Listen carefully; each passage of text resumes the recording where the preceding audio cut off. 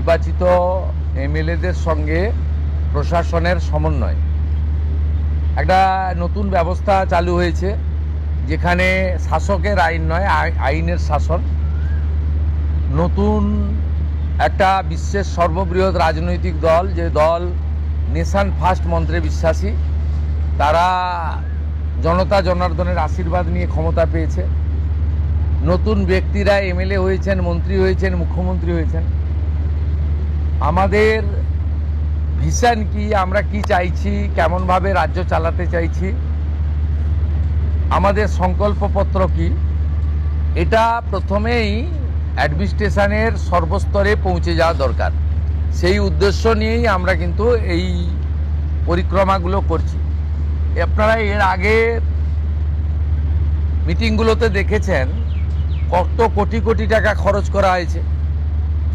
এই কলকাতা থেকে কল্যাণী আসতে 1 ঘন্টা লাগে এখন জাতীয় সড়কের যুগে, সেখানেও হেলিকপ্টার ব্যবহার করা হয়েছে।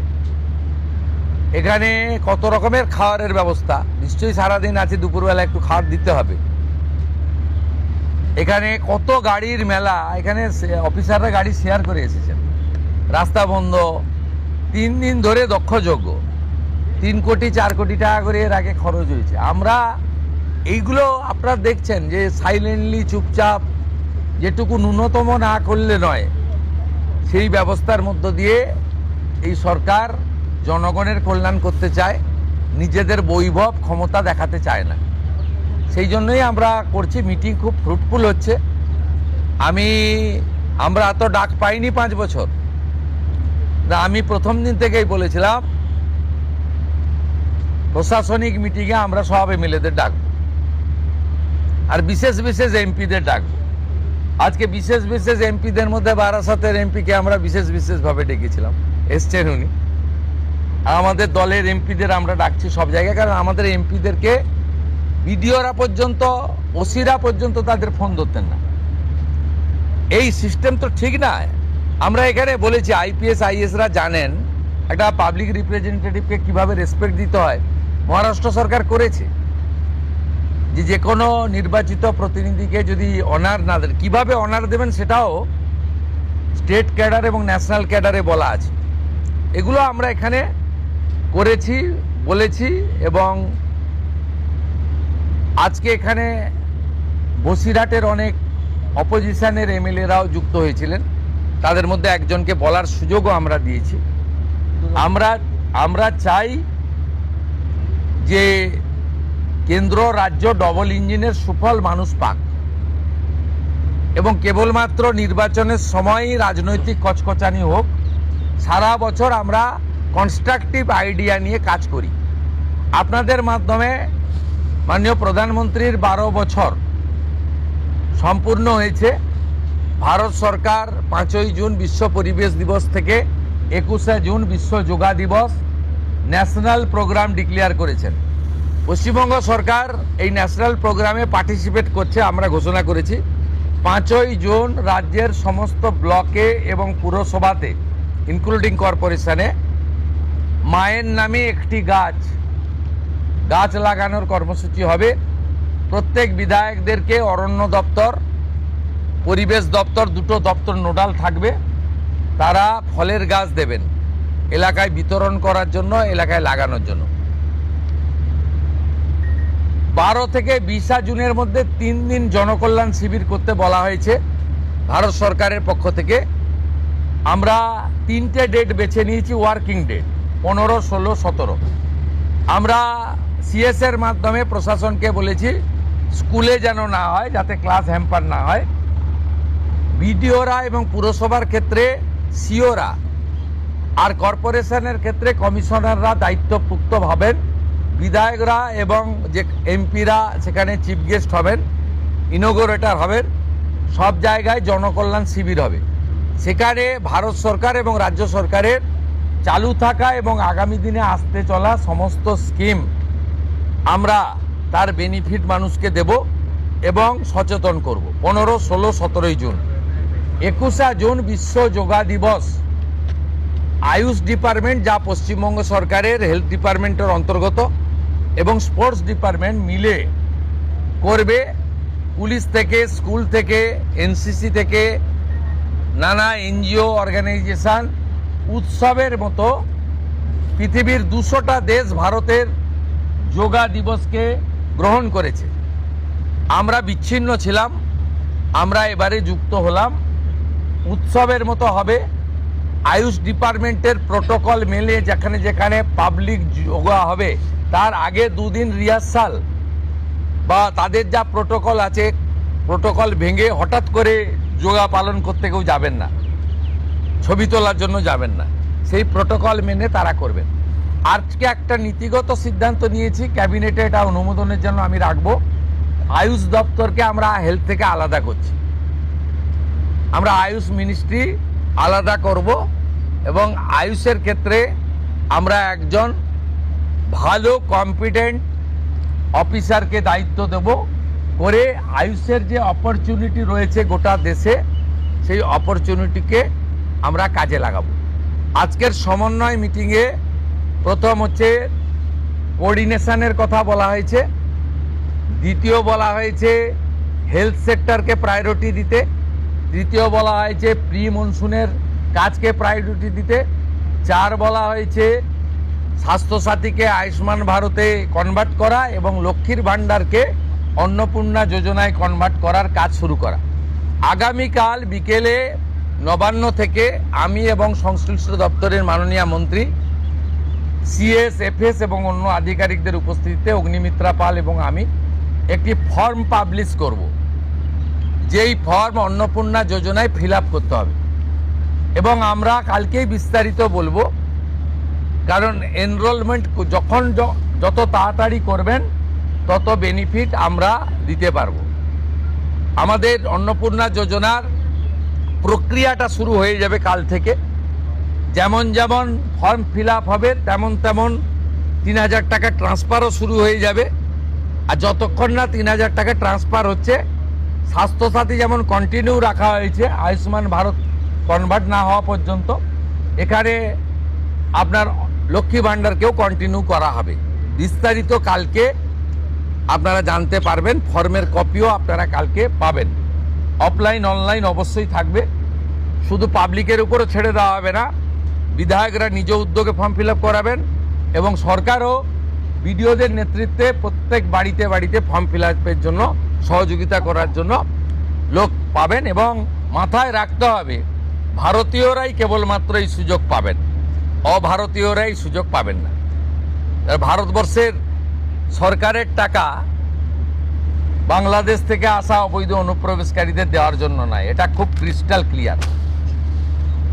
সরকারি বাসে আপাতত সব মহিলাদের আমাদের ফ্রি সুযোগ তারা পাচ্ছেন আগামী সপ্তাহ থেকে। তো আগেই ক্যাবিনেট অনুমোদন দিয়েছে, এটা কার্যকর হচ্ছে।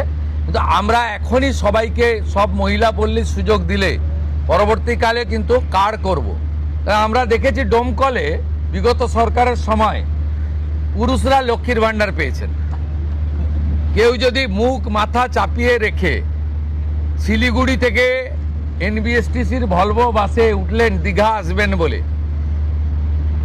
তিনি যদি বোরখা পরে চলে আসেন তাহলে তাকে পুরুষ না মহিলা দেখার কোনো মেকানিজম বাসের ড্রাইভার কন্ট্রাক্টরের নেই। আপাতত চালু করলেও পরে আমরা মহিলাদের জন্য আলাদা ফ্রি কার্ড করে দেওয়ার ব্যবস্থা করব। আমরা প্রাথমিকভাবে আলোচনা করেছি এবং এটা আমরা কার্যকর করতে চলেছি। আমাদের মা ক্যান্টিন রয়েছে, সেই ক্যান্টিনগুলোতে 367টা, তাই তো অ্যাপ্রক্স 400-র কাছাকাছি সংখ্যা আপাতত এই থাকছে। সেখানে আমরা 2 দিন করে মাছ খাওয়াবো, সপ্তাহে 2 দিন করে মাছ খাওয়াবো, 5 টাকাতেই খাওয়াবো। এই কাজগুলো আমরা করছি। বাকি অন্যান্য বিষয়গুলো আছে, হবে। আমরা কয়েকটা প্রোগ্রাম পেয়েছি, সেটা হলো আগামী 30 তারিখে কেন্দ্রীয় আরবান এবং পাওয়ার মিনিস্টার আসছেন, অগ্নিমিত্রা পাল মহোদয়, তার প্রোগ্রাম পুরো অ্যাসিস্ট করছেন। আমিও একটা সময় নিশ্চয়ই কার্ডসিমিট করব। 4 তারিখে শিপিং মিনিস্টার আসছেন, শিপিং রিলেটেড মিটিং হবে। 6 তারিখে মাননীয় রেলমন্ত্রী আসছেন, আর 8 তারিখে দিল্লিতে স্বাস্থ্য দপ্তরের সঙ্গে পশ্চিমবঙ্গ সরকার আয়ুষ্মান ভারতের এগ্রিমেন্ট করবেন। এই প্রোগ্রামগুলো আপনাদের মাধ্যমে আমরা জানাতে চাই। আমাদের সরকার, আপনাদের সরকার আগামী সপ্তাহ থেকে মুখ্যমন্ত্রীকে বলা বন্ধ হয়ে যাচ্ছে, তার জায়গায় আমরা নাম দিচ্ছি আপনার সরকারকে বলুন। আর পুরনো যে নাম্বার ছিল ও নাম্বারেরও বদল আসছে। এই সংক্রান্ত বিস্তারিত যেদিন আমরা লঞ্চ করব সেই দিন আপনাদেরকে নাম্বার জানাবো। নামটা আমি আজকেই জানিয়ে দিলাম, আপনার সরকারকে বলুন। মাননীয় রাজ্যসভার সাংসদ শ্রমিক ভট্টাচার্য মহোদয়কে নাম ঠিক করার জন্য সরকার পরামর্শ চেয়েছিল, তিনি এই নামটা ঠিক করেছেন। মুখ্যমন্ত্রী হিসেবে আমি সেই নামটা গ্রহণ করেছি। आज सुबह से देखा जा रहा है बहुत सारे बॉर्डर पे जमा हो रहे हैं, वो बॉर्डर क्रॉस करना चाह रहे हैं। क्या ये जो ऑर्डर आपने किया था, स्टेट गवर्नमेंट ने किया था, होल्डिंग सेंटर हर एक डिस्ट्रिक्ट में होना चाहिए, उसके बाद डर के मारे जो है लोग बॉर्डर क्रॉस करना चाह रहे ये हैं। एग्जिस्टिंग फॉरेनर्स एक्ट है, कोई नया कानून नहीं है। और ये लोग चला जाना चाहिए। और उनका बांग्लादेशी जो नागरिक है उनका लेने का जिम्मेदार तो है उनका। तो जब हम लोग यहाँ से बोल रहा था तब वहाँ से उनका जो स्पोक्स पर्सन है, मैं देखा था सोशल मीडिया में और यूट्यूब में आया, जो उन्होंने बताया जो बांग्लादेशी है वो तो हम लोग ले लेगा। तो ये सब बांग्लादेशी है, उसको ले लेना चाहिए। लेकिन ये लोग को, पुलिस को हम लोग बता दिया जेल में भेजने का जरूरत नहीं है। देश के रुपया में खाना खाएगा, कपड़ा देगा, मेडिसिन देगा। एक दामाद है ये लोग। जल्दी जल्दी भागो, जल्दी जल्दी भागो, नहीं तो जो करना है सरकार करेगा।